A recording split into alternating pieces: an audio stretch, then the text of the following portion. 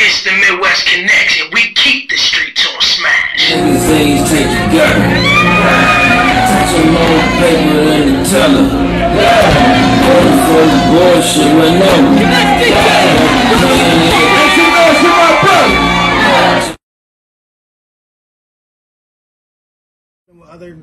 Other promoters, other marketers, other bloggers in these markets, so that when we get there, we can do things like this and help the artists get their word out a little bit. So that's all we're trying to do, is connect the dots.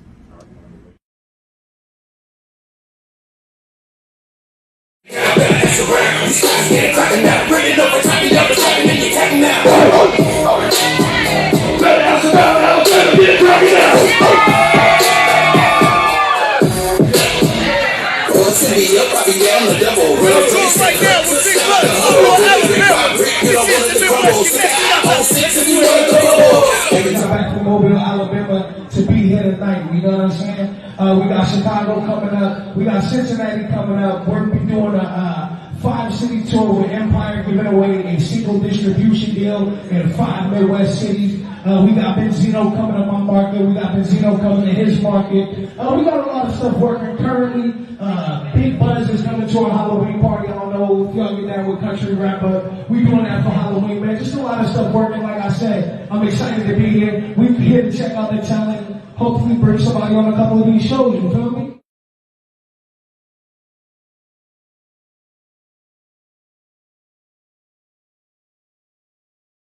Tonight, so everybody tune in. Make sure y'all networking, because again, your network is your net worth. You hear me? Midwest Connectz, you ain't connected? That you respect it.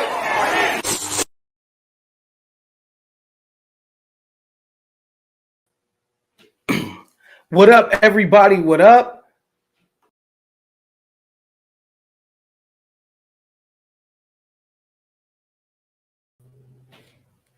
What up, everybody? What up? Y'all know what it is. You have now tuned in to another episode of the Connectz radio show. Y'all know it's my job to bring y'all the hottest and unsigned and independent hip hop and R&B, plus interviews with the brightest stars in the culture. Now, I wouldn't be here, y'all wouldn't be here if there was no hip hop.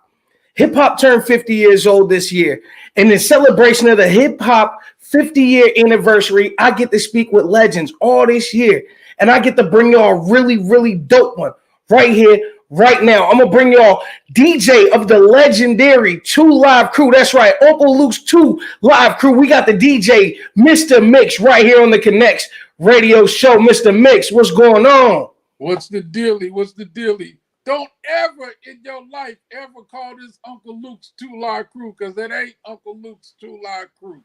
I apologize. No disrespect. We are great, brother. We are great, but this ain't this group. This is my group, flat out.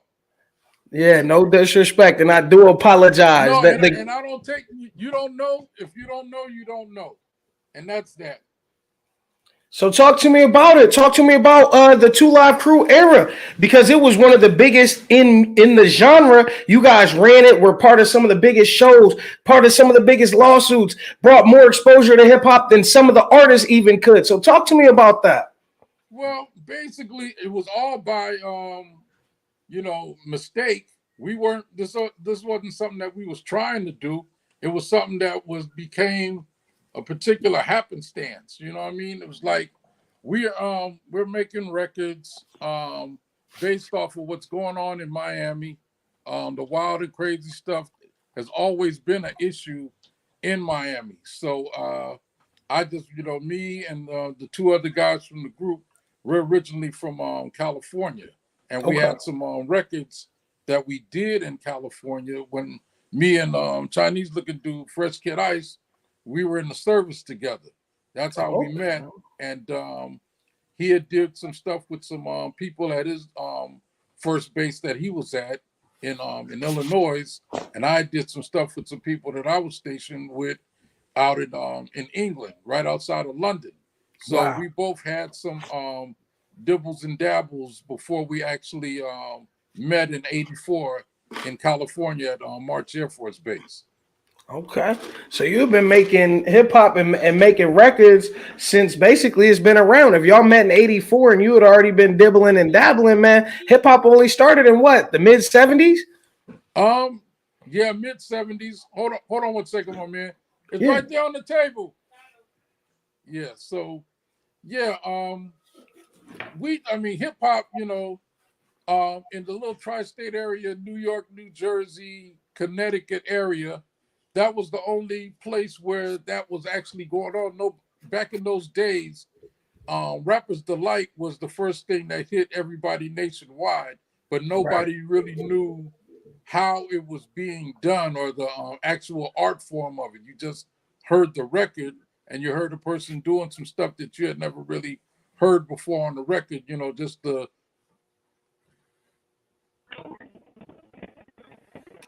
I think I lost you. I can't hear you, Mixx. I can't hear you, Mixx. any secret or nothing, but back in those days, people wasn't really traveling outside of a family reunion or your people from the East Coast was coming to California to visit. Nobody was really traveling, so nobody really knew what they were doing up there in that part of the country. And the people that was up there felt like, what we're doing is something unique and special. Nobody else in the world is actually doing it. So it was just it's a different scenario, and I can kind of paint the picture for you as we go along. Okay. Okay. So joining the service obviously had an influence on your career. Talk to us about how you went from being a military man to kind of a music man. Well, I played saxophone all through elementary through high school, so I was already a musician. So when I got older, that was like 79, 80. Pop locking became a big deal in California where I went to school. So I was a pop locker. And when I got into the service and got stationed to my first base in England, you have the American kids that go to American high school, and I met up with some cats that was seniors. I just got out of school a few months before that, you know what I'm saying? So I was still in tune with young people. So there was a football game, over there at that time, the military bases, they had football teams on the base. So on the weekends, they would have games. So halftime came, I seen these young guys out on the field, pop locking and all of that. So me being, the guy that I am, I went out there and started challenging them. And that's how we became friends. And one of the dudes, his mom was from England. She had married a service guy. She was from London. So his cousins that was in London, they were street guys in London at that time. They were guys that was in the clubs, underground scene and all of that.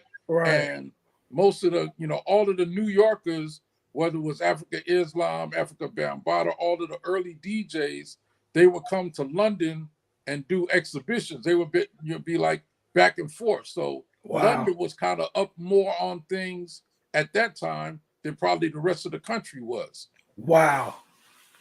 That's incredible. That's actually incredible. So you were a pop locker originally. What made you pick up the records and get on the tables? Well, what happened was the breakdancing group Rocksteady Crew had came to London to do an exhibition. And they brought DJ Africa Islam, who he was a hot DJ on a underground radio station, WHBI in New York. So he was DJing for them while they was breakdancing. And at that time, we didn't have any videos to be able to see anything what was going on with people. There was no videos when Planet Rock and Buffalo Gals, the scratching record, and some of the stuff that Grandmaster Flash was doing, it wasn't on video to be seen. So all you're doing is just hearing what's going on the record. You're hearing the scratching, but you're not really seeing how it's being done. So when they came over to do the exhibition, and I'm seeing the dude behind the turntables, and he, one hand is on the record going back and forth, and then the other hand is on the fader of the mixer, then it all clicked to me that, okay, this is how they're doing what they're doing. And I was peeping out how he was doing it. So once I seen that, my next military paycheck, I went and got me some makeshift turntables and a makeshift mixer. and had the turntables up in my barracks room practicing. Nice. And this is the other lovely part about it. In London, they would get all of the American records, the American hip hop records that was coming out. They called them imports, which sounded crazy as hell to me because I'm in England and I'm not really thinking about that's what it actually is an import from the United States. But that's what all of the new hot records would come to this particular record store that we found out about by visiting by the guy that was in the pop locking group, his cousins. We was down there all the time. Nice. So we was able to kind of keep up with what was going on in America at that time through the record store. That's dope. Talk to us about that, because that we kind of got away from that in hip hop. There used to be record stores and even the barber shop where you could have these culture conversations, and it shifted to more online. Talk to us about the influence of that and how being in person and like you said, just seeing the DJ and even influenced you, because without seeing it, you would have never known. So talk to us kind of about the influence of that and how it changed over time. Oh yeah, for sure. The actual thing, it made me know that. And this is it just kind of seems like, you know how some people say that, your life is already kind of made out for you. I've never believed that, but the way that some of the events happen with me, it kind of makes me kind of feel like that, because once I got the little group together, we were doing like, we would go to London. We were Americans that was in London, at that time. Most cats outside of the New York people, they were the only ones that was coming to London. People from Los Angeles or any of that wasn't coming to the area. So, they see these pop lockers that's from America. We thought we was lightweight celebrities going to some of these places that the guy was DJing at. We're getting up on stage doing our thing and this and that. But what happened was, we were able to get into this contest where, there was like a 500, maybe like $1,000, which was 500 pounds, English pounds back in those days. Right. For first place, second place is 250, pounds and some equipment, some music equipment. We came in second place to a band. So I got some equipment. I got a drum machine and I got some mics and different things like that. So now with the stuff that I'm hearing on the people's records that are coming out, along with getting this drum machine, it was a Roland 606 that I got. Nice. So I was able to learn how to program the machine. And then when I was able to actually go to one of the music stores in London to see an actual 808 drum machine, it programmed the same way as the 606 did. Yeah. So it's just, step after step after step after step, things kind of let me know that, and once I was hearing how some of the records were done with the 808 drum machine at that time, I was able to emulate the drum patterns on the 606, which in turn, I was able to do it on the 808 also. Right. That's dope. And so that's what kind of carried that sound that made 2 Live famous, was the heavy bass, the 808s. And so you had been incorporating that style since you had been in London? Right. Wow. And you said you were there for service. How long were you actually in London? I was there for 2 years. I was there for 82 and 83, came back to the States in 84. And that was like kind of that was a hell of a situation for me, because in the military, I was in the Air Force, but you got people from all over the country. You got California cats, New York cats, New Jersey, Texas, Florida, all of these different people bringing their different situations to where they come from to what it is that's happening. So there was this one dude that was from the Bronx. I had never been to New York. I'd only had taken, before I came to England, I only was on 2 or 3 plane flights. The plane flight to go to basic training in Texas, the flight to take me from tech school from Texas to Colorado, back to California to, be with my peoples before I had to fly all the way to England. So on the way coming back, when you're coming back from England, you have to fly through New York in order to get back into the States. So one of the dudes was telling me about his younger brother that was a DJ in the Bronx. So it just sounds it sounds like it's made up, but you can't make this up. So he told me about him, and we hooked up when I came into New York. He took me down to 42nd Street. Back in those days, that's where all the electronic shops were, along with all of the sleazy stuff that was happening in New York back in those days. Right. But that's where they had the Technique 1200 turntables, which was the turntable of today. But at that time, they were very expensive. It was like maybe like $400 a piece, in 1980 something. So we get the turntables, right? But now we got to take the train from downtown 42nd Street all the way up to the Bronx with these two boxes that you could tell that they're turntables. That's the money, yeah. And then you got to walk from the station to where this cat lived at. I'm just automatically thinking, man, we're gonna get knocked in our head.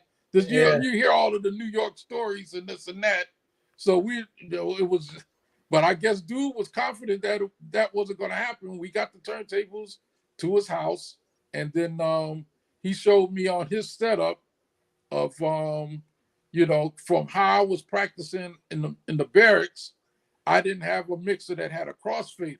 They were very hard to find back in those days. The faders were just up and down faders on the mixer. So he had said to me, man, you have to get one of these mixers that have a crossfader so you'll be able to control both records at the same time. And the little stuff that I'm showing you, you'll be able to take this on and be able to do what it is that you need to do.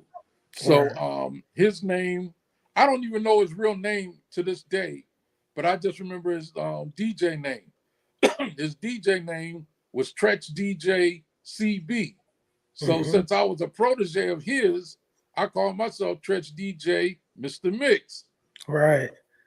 It makes sense. He showed me a lot of different things. He put me up on getting breakbeat records, all of this. All of this is in the early 80s before the sampling and all that stuff came into play. So the records that were being sampled were the records that they was playing in the underground nightclubs out there in New York. So he put me up on these situations, and once I got to California, I just thought I was suited and booted and just was gonna blow everybody off the block when I got to California. I was really surprised that people were actually cutting and scratching and all of that stuff when I got there. There was this one group called Uncle Jam's Army out of Los Angeles. They were the big DJ group in Los Angeles. The guy Bobcat that was doing stuff for LL Cool J at one time, and another guy, Egyptian Lover, which made records in his own right. They were part of Uncle Jam's Army. But I'm stationed at the military base in Riverside, which is like an hour away from Los Angeles. So, but we ended up connecting, with Uncle Jam's Army and them. They would come out to Riverside and do parties. So we met up with them. Run DMC knew when they came to California, they would hang out with them. But we never met Run DMC or anything like that. But they were coming to the parties and events. And then there was another guy named Rodney O that people know from California.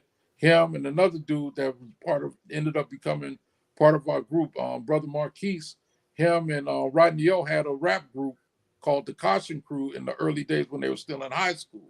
So we were all hanging out, like, at parties in Riverside and this and that. And I got better and better and better with, like I say, I didn't have to worry about my lights getting cut off or not eating or anything like that because I'm in the military. But word got around the military base that there's some guy that got turntables in his barracks room, scratching and this and that or whatever. So I became pretty popular on the base, and I'm making little tapes for people around the base and all of that. But I got to the point where when I met Fresh Kid Ice, we both worked in the hospital. I worked in the dining hall. He worked in outpatient records. So he would come down to the chow hall and see me on the grill cooking, flipping burgers. And I guess he found out I was the guy that had the turntables in his room. And he said, "Yeah, man, my name is Chris, blah, blah, blah. You know, I heard you got turntables. I'm from New York. I Right. did some music stuff with some guys in Illinois and this and that." And turned out that he lived in the same barracks that I lived in. Oh So he wow. would start coming around to the room, and we're listening to underground hip hop, so we got similar interests and things like that. Sure. And he was writing rhymes and different things, and it got to the point where, and this is where it all switched up. Like I said, it seems like a movie. I was we're going back and forth to Los Angeles because we found out about a record pool where I could get records to be able to do DJing and all of that. Right. Paying these people $75 a month, and you're getting all the records from all the record labels. So we Nice. would go to Los Angeles to go get the records. And one of my trips to going up there to go get the records, I seen an 808 drum machine in a pawn shop window, and it was only $300. It's on and cracking now. So I It's get on the and drum cracking. machine, bring it back to the military base, and since I already had the other smaller machine, I was able to start doing what it is that I'm Yeah. hearing on these other people's records using this 808 machine. And so this would have been 84-ish. Yes, 84, Okay. 85. So, Okay. but the thing was, with the 808 drum machine, there's a whole bunch of different settings that's on the actual machine.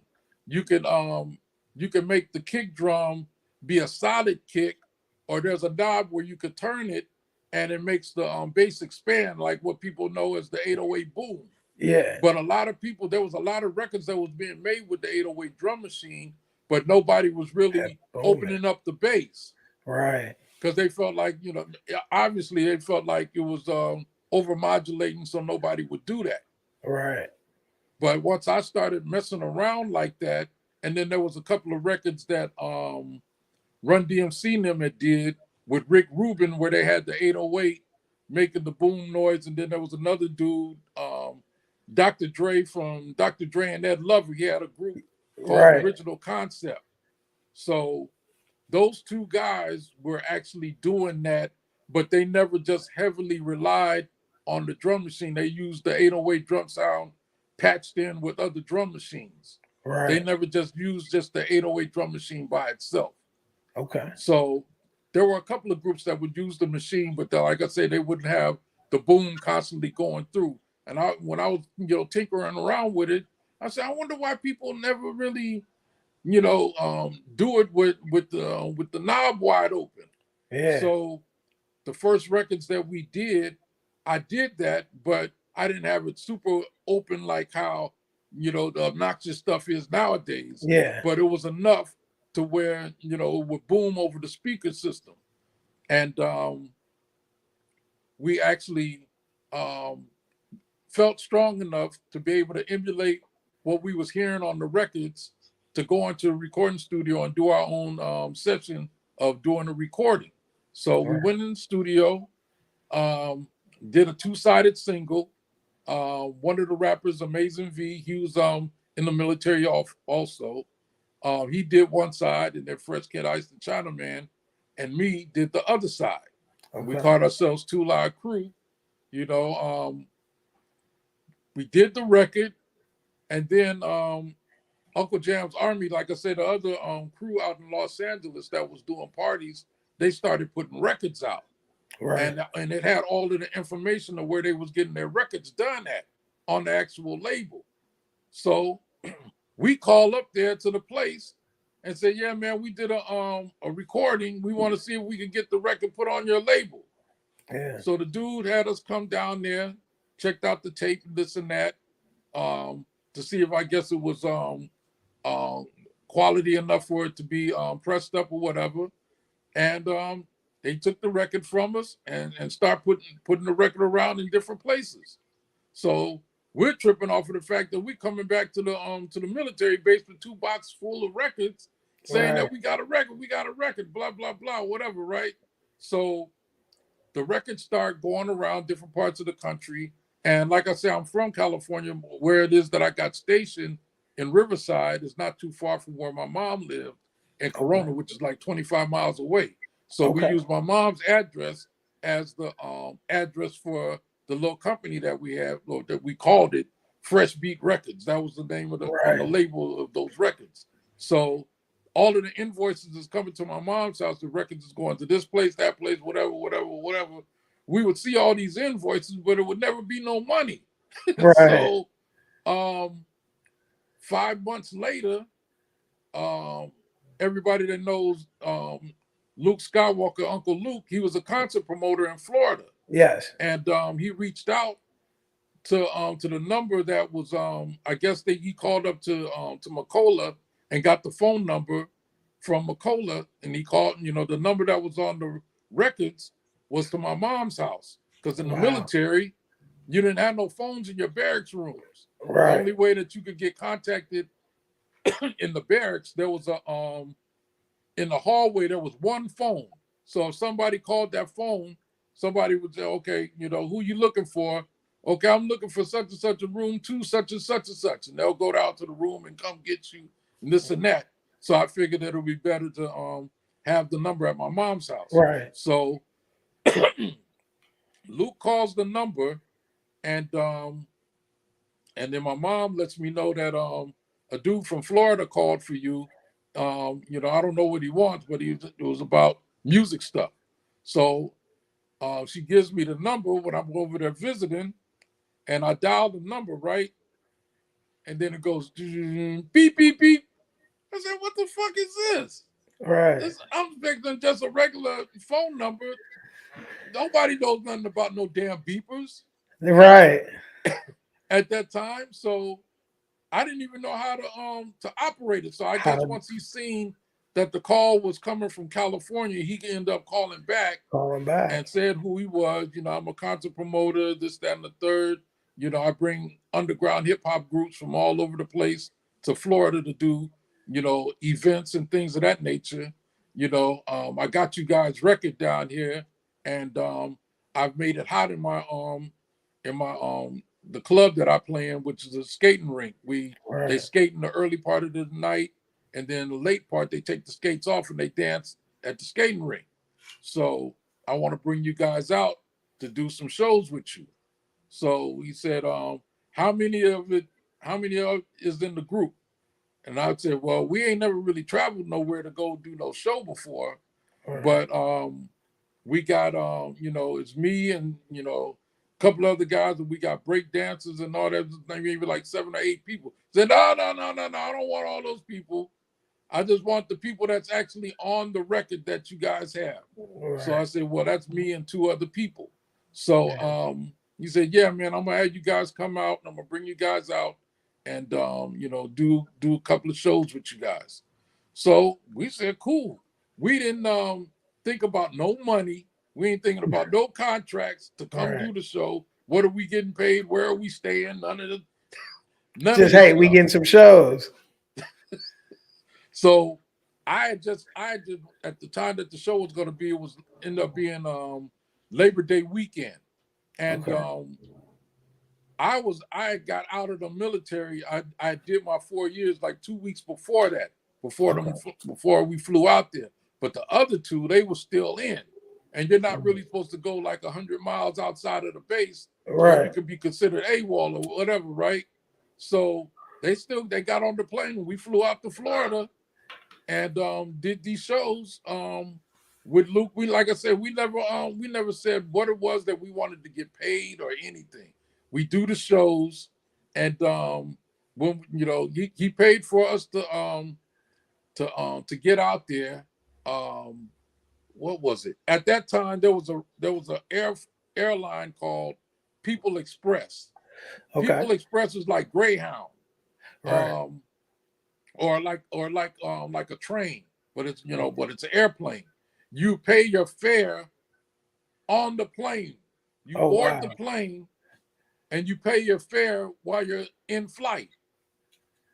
So if you didn't have your fare when you was up there in the sky, your ass was going to jail when the plane landed. Wow. So he said, man, just get on the plane. I'll be at the airport, you know, and I'll pay for the flights when you guys land. So we got out there, because I don't remember him sending us no money to do anything. So he got us out there and put us in a nice hotel. We was out there for Labor Day weekend, and then he said, well, man, how much you guys want to be paid for the show? We didn't even know what to tell him. Yeah. So he said, well, you know, it's 3 of y'all. I'll give y'all, it's $200 a piece, all right? We said, yeah, okay, cool. Because $200 and something is the same amount of money that we was getting for 2 weeks of work in the military. Right, for sure. For sure. So we did that. We flew back. I hung back and stayed out in Miami for like a week with them, moving around with them and this and that, and flew back. And then we ended up going back out there for New Year's. Same shit. We ain't asking for what a particular amount is or whatever. We just going out thinking that, you know, okay, we're making some moves. Our stuff is actually meaning something in Miami, because he brought us out a second time. So after that time, I said, you know what? We may need to take advantage of the fact of our record is doing something out here in Miami. And like I say, at that time, Luke wasn't thinking about making no records or having no record company or any of that. He was just, you know, promoting shows. Promoting the shows. So what can I ask what record? I hate to interject, but can I ask what record it was that was making all that noise for you in Miami at that time? It was a record called Too Live, but most people call the song Beatbox. Gotcha. Okay. So that was, like I said, that was our record. And then what we ended up doing, we said, man, we're going to make an appreciation record for you and the ghetto style DJs. And when we was down there, they would play this record, Dance to the Drummer's Beat, at the heat of the night. People are jumping around, this and that and the other. When that record come on, they would just go nuts. And I had never heard that record before. So I'm just thinking it's a Florida record, because I'm just thinking it's like a record for that area, for that region. So we decided to say, okay, we're gonna make them. Yeah, and they was doing this dance that they was calling the throw the D, throw the dick dance. So we decided to make the record based off of the dance and use that, sample that record, because that's what they was doing at the, you know, that dance to the most when that record would come on. Right. So we combined, you know, put lyrics to the dance, and I took, used the 808 drum machine along with sampling or running the music parts from off of Dance to the Drummer's Beat to make the record. So we did that when we got back to California, and I sent the demo out there to Luke for him to hear it. He loved it, and he said, well, you know what? I was telling him that I didn't want to give this record to the people in California because we was having problems with them. I didn't want to give the record to them. So see if you can find somebody out there that will want to take on the record, that'll put the record out. So he moved around and went to a couple of different spots. Nobody wanted to take the record. I don't want to give the record to the people in California. Right. So what he decided to do was take the little money that it is that he had from doing the shows and all of that, and press some records up, and get them to the record pools in the immediate area. Right. And the record started taking off, you know what I mean? Which in turn, once that started happening, I said, man, we may need to relocate to Miami, right? To expound on what it is that's happening. So we ended up a few months later, like the record that came out like February of that year in '86, and we ended up moving down there like around May, a few months later. So we drove across, and then we were at, like I say, you can't make this stuff up. Nah. When we got there, we didn't have no place to live. So Luke had us staying at his girlfriend's mother's house where he was living. Wow. For like 40 days. Okay. So y'all, it was about a month at the girlfriend's mom's house. And But I'm saying, so how, and it just kind of grew. So talk to me about it. Keep going. I'm in it now. Keep going. So you're at the girlfriend. Look, you at the girlfriend's mom's house. Yeah, so I mean, we ain't thinking nothing of the fact of we're in some stranger's house, three grown ass men with a woman, his girlfriend. I mean, the mother, him and his girlfriend, and two of her brothers. So we're all just huddled up in this spot. And he said, "Well, they're not going to be here that long. They're military guys. They're not going to give you no problems. Blah blah blah." Which Right. we wasn't on that no way, but Right. it was just the fact of him saying that, putting that in place for us to Yeah. be able to be there. The mama didn't give us no hassles or any of that. And we ended up finding an apartment maybe like 30, 40 days after we were there. Okay. And we moved into that apartment. And that's where we start doing, all of the stuff. The records would be stacked up in the apartment that was getting Yeah. pressed up. And that's how Luke Skywalker Records started, based off of the fact that nobody would take the record. He started pressing them up. And then what started happening is the distributors around town wanted to get the records. And so Luke Skywalker Records was born based off of the demand of the record. Of the records. Wow. And it's crazy. You hear that story time and again, how hip hop creates that lane for you to have to be independent.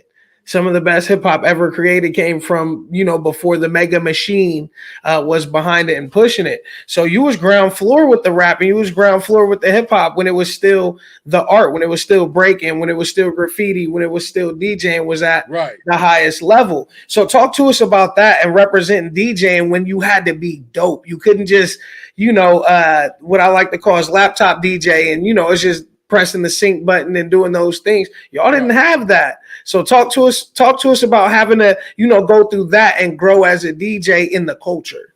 Well, the thing is that the one good thing about those days, the men got separated from the boys because it was an expensive thing to be doing. Yeah. The turntables was expensive. The mixers was expensive. You ain't just talking about going to the store and buying records and, you got to buy two of the same record in order to be able to do what it is that you do. So the average person was totally moved out of the way of being able to even compete because they didn't have the money to get the equipment. Right. So that in itself puts you in an atmosphere where you only were dealing with or competing with a small sector of people. Yeah. So it's based off of how well you can pay attention to things and your your dedication to practicing and all of that. So I became, very good. I mean, super good. Based off of me, you never really think about when I was seeing these guys come over from New York to London, to how much that, interpreted to me of how to do my thing based on me seeing them head up, being, Right. back in those days, just like I say, it wasn't big arenas watching these guys DJ. It was just like small, maybe 30, 50 people in at a hall somewhere, Right. seeing them do this. So you're right up and close and you're able to see what cats is doing. Yeah. So I was able to, if I didn't have that experience, I probably wouldn't have became as good as I became, because I'm seeing it, first floor level. So Right. the whole thing was, you had, different people in different parts of the country that were becoming something, but the test of the DJs, they had this thing called the New Music Seminar, and they would have a DJ battle as part of the as the New Music Seminar. This guy, DJ Cheese, won in '86, and then Jazzy Jeff won in '87. Okay. I got in the one that was in '88. Me and Joe Cooley battled to battle Cash Money. Joe Cooley got a louder response than I did, and Joe Cooley lost to DJ Cash Money. So all of this stuff was going on in '88. Nobody is really up and around each other, so nobody can really bite from each other. Nobody can really tell what the next person is doing because they're, Cash Money's in Philly. Joe Cooley is in Los Angeles. I'm in Miami. You know, the only ones that probably could play off of each other were the New York guys. Yeah. So you're kind of going into a battle blind. Heard. Heard. That's So you just have to dope. figure out different little scratching patterns, you know, just by being dedicated to practicing. Right. You didn't know Right. if you was behind the curve or ahead of the curve. All you really could go off of was what you was hearing on other people's records. You And know, then that was emulating. kind of your gauging point if you Heard. was on point or not, or if your scratches were slightly better than what you was hearing on records, or you had to play catch up. Heard. Okay, that's dope. So you're learning it basically and competing and everything by ear because again, there's no Right. YouTube, there's no MTV like putting out those type of documentaries. Like it's really you're learning it by ear and by experience. That's Right. different, man. I don't know. I don't know if a lot of these new school DJs could survive that. You know what I mean? Having to go through those trials and having to learn by fire. I don't know that that's it. I know I couldn't. I know I wouldn't have survived. Well, you know, but at the same time, though, I mean, the DJs of today, you know, they're not boxed out by their pockets. It don't Facts. really cost that much to get a controller. It doesn't Right. cost that much to, you know, to get the software. So, you know, if you're in like for instance, me being in the military, I was able to afford the stuff because I didn't have to worry about lights being on or paying rent or this, Right. that, and the third. So, like I say, most people was outed because of that. They just didn't Yeah. have the money to be able to invest in it. That's facts. No, and it's true that way, you know, in a lot of industries in the entertainment side, DJing, producing, artists, it costs a lot of money to be an artist. So we're gonna get back to the story because you're at the mom's house. You guys have the apartment now. The records are stacked to the ceiling. It's the beginning of Skywalker Records. Then you guys have big hits. You have a big hit that also caused a lot of drama on the national scene. Yeah, well, what ended up happening is that, you know, what I would do at the military base is the mixtapes that I was making on the base. I had, you know, all of these comedy records. I had Dolomite, Richard Pryor, Eddie Murphy, all of these different records. So what I would do is I would play the instrumental on some hip hop record and then scratch all the wild and crazy stuff off of these comedy records into the Nice. mixes. So what happened with the whole Two Live mystique of how the record start ended up being made, because at first we didn't have no explicit stuff on the records, but the Right. way that the girls was dancing and what they call twerking now, they just called it shake dancing back then. Yeah. All of that was happening in Miami in the 80s. It wasn't happening anywhere else. So the Okay. combination of the fast music, the girls dancing wild, and the cats being super managed with them, that whole mystique was able to be captured by me using the comedy records and scratching in wild and crazy stuff off of these comedy records. So it enhanced what they were already kind of doing in the atmosphere. Nice. Nice. See, that's an So what experience. ended up happening is um at some of the parties that Luke and them would give, you know, they did a different type of DJing in Florida. They do what you call talk over DJ, mic checking. They wasn't doing no Yeah. scratching or anything. So that made me an extra commodity in Florida because once we got there, nobody was doing like what we were doing. We were almost Right. like aliens being able to do what it was that we were able to do. Right. And by Luke being the person that was giving all the big parties, and some of the guys that used to play for the what I played for University of Miami Hurricanes, and they was winning championships. These were some of the young guys that was coming to the parties. So Right. the hype of them winning, you know, playing for national championships, and us wearing the University of Miami gear to parties and events and things like that, it was just a snowball effect that you would never believe, you Right. know. But we're just doing. Everybody was just doing what it was that they knew how to do, and like I say, and the one thing that, you know, Luke was very good at being able to do the promoting, and also being very shrewd when it came to what particular records was being played. So we were able to force our records onto the audience instead of it just being this person's record or that person's record being played. None of these other people's records really being played that much. Our records are the ones that's being played. So we're forcing the audience to pay attention to what we doing. Yeah. And that became a snowball effect to all of the other surrounding cities in Florida. That this, you know, these records were the records to be messing with. You know, hip hop from other areas, you know, especially from New York, there were a couple of records that got through, but not for the most part. Most of the records from New York didn't come to Florida to make a big impact. We were like making our own identity. Heard. No, that's incredible, man. And just hearing that story, man, it is like I'm big. I'm only 35, so I grew up in it. So you know what I mean. I was born in '88, so to hear the stories of before I came around and how you're shaping and molding and being one of the pioneers of that 808 sound, and it's just like I'm intrigued, man. I'm really intrigued by the whole thing. And so, how long was it? Like you guys had a nice reign and everything. Talk to me about being on top and the longevity and being able to maintain as a DJ, even as the culture shifted. Well, I think that the DJing stuff is very different now than what it was back then.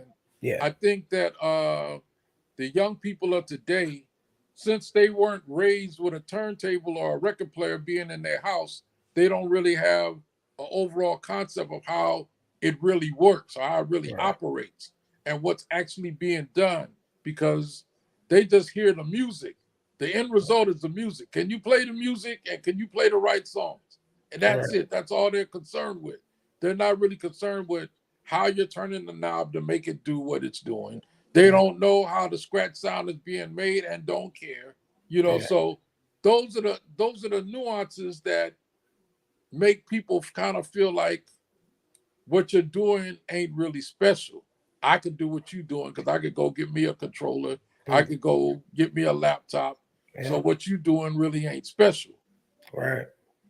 That's the problem of what's going on right now. So, you know, you could be as innovative as you want to be, but the consumer, back in those days, the consumer did have a measuring stick of what was good versus what wasn't. Right. But now nobody has a measuring stick because they feel like, well, my cousin make beats and my sister be rapping. It's nothing. Yeah. Inundated. The game is inundated. Definitely changed a whole lot. It took the talent level down a lot, and it's more of a popularity contest now than it's ever been. Yeah. Well, the other part of that is the major labels have a lot to do with that too. I think that the major labels, the label heads said, you know what? We've had this thing wrong all along. You know, we've been dealing with the most talented people, and you know, and the talented people are giving us their ass to kiss. They want more money. They're going to hold out. They give us problems, this, that, and the third. Why don't we deal with, you know, mediocre talent? Because the mediocre talent is easier to replace. The person get out of line, y'all can just put another one in there, and it don't even really matter. So that's, you know, I think it's a benefit to the record companies more so, you know, than anything, because if the audience is already okay with getting this marginal stuff and they don't really, it's almost like a fourth grader not knowing that there's a such thing as high school. You know what I mean? You know, fourth grader knows timetables. He could read. He or she could read this, that, the third. What else you need to be doing? Right. That's kind of like how it is. Okay. I like that. See, I never even took that perspective, but that's a way to think about it. You know what I mean? Just something, just another way to consume it. I just want to know, man. So you kind of gave me a little preview. How do you feel about the music that's being created now and the artists these days and what they're really doing?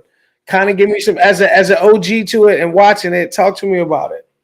I think that what the young people are doing, I think they're not really creative. They're only as creative as they want to be a show off. You understand? Now there are some exceptions. The J. Cole's, the Drakes, the J. Cole's, the Drakes, the who else? Kendrick Lamar's. Yeah.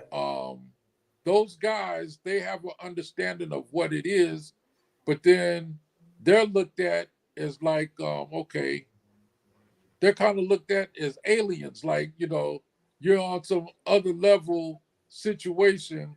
Your lyrical delivery or what it is that you're talking about is kind of above my grade level. So instead of calling you great, I'm gonna call you a nerd. I'm gonna call you, somebody that ain't really on the ball with all of this ratchetness that goes on. It's like, the way that I look at life, there's three sets of people.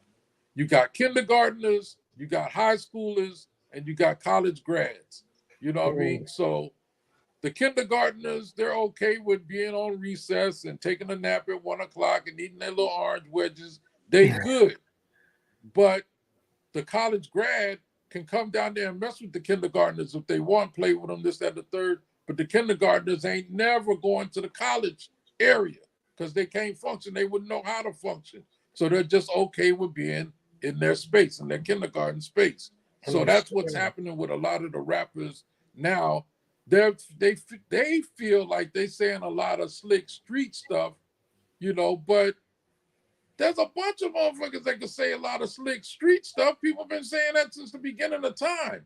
And they're trying to make it seem like it's an art form of what it is that they do. I guess anything could be an art form, but based off of how the stuff was built, I don't think that they don't view it that way. They just look at it like, I'm just doing me. I'm doing what it is that I want to be a creative with, and that's that. But the thing about it is, if they would have had to pay for the equipment and the tape and the studio time and all these other things that we had to do, 90% of these people that you're hearing about or hearing of would never even have stepped into the arena because they wouldn't have had the fortitude of being able to get anything done. And that's just the recording part of it. You got to buy the tape to record on. You got to buy the studio time to be in the studio. You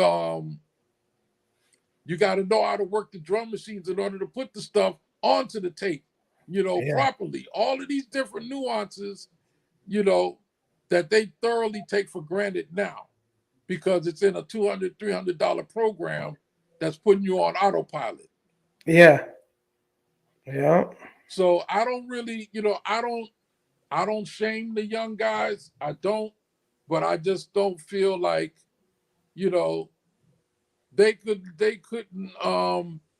they wouldn't be able to feel like they belonged in the atmosphere.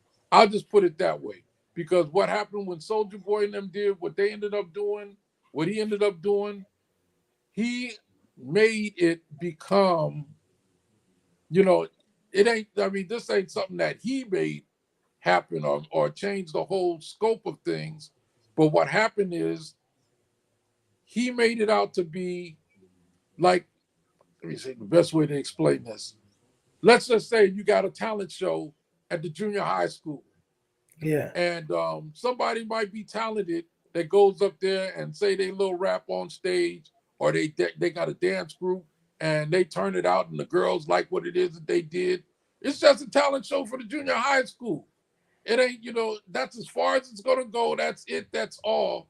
But being able to see this junior high school performance on YouTube or this or that or whatever takes it to a whole nother dimension to make it seem like this one little, bullshit thing that's being done is something great or something significant. And it's not so far out of reach that I feel like I could do it too. I could do it too. I could do it too. I could do it too. Yeah. That's what happened. Yeah. Well, Mixx, I definitely appreciate you for stopping by the Connectz radio show. You dropped some gems. You gave me some gems. I'm super appreciative of that, sir. You're a legend in the game. I mean, period. And you opened my eyes to a bunch more contributions that you placed in the hands of hip hop. So again, we appreciate you. We salute you. You are connected and respected. Just a last question: is there anything you want to leave the people before you go? Do what it is that you do, but don't be so full of yourself to feel like this is an easy thing to be doing. Just because your sister know how to rap and your cousin may make beats, it's bigger and greater than that. It's bigger than Pookie and Ray Ray. It's bigger than that. And make where can we be bigger than that? Maybe I should say that. Make it be bigger than make that. it be bigger than yep, there it is. There it is. So tell everybody where they can find you and how to tap in. The only place I'm on is Instagram. That's Mixx_2_live_crew. Mixx_2_live_crew. That's the only place that I be on. I do like little scratch tutorials and different little things. Anybody can holler at me if they're serious about wanting to do music work and you got some holler. It don't even matter what part of the country you from or what country you're from. If I feel like it's something that's a doable thing, I can definitely produce and arrange and do some stuff for you and this and that. I mean, my doors are open when it comes to that. Dope. We appreciate Royal Heir Entertainment for helping us put this one together, man. Thank you again so much for stopping by the Connectz radio show. Make sure y'all tap in with DJ Mr. Mixx, man, the legendary. We appreciate everybody who tuned into the Connectz radio show today. You can catch this and every interview and episode we do on all your favorite podcast platforms, including iHeartRadio, Spotify, Podbean, Google Podcasts, Apple Podcasts, and more. Of course, every single episode is brought to you by bettersblock.com, getyourbuzzup.com, midwestmixtapes.com, straightofficial.com, the Fleet DJs, the Nerve DJs, and of course, the Midwest Connectz. Y'all know the routine. I'm at The Real Uncanny on all your favorite social media platforms. And if you ain't connected, you ain't respected. Tap in next week. We got an insane interview. It's going to go up. Again, make sure y'all tap in. If you ain't, you ain't. Y'all know the deal.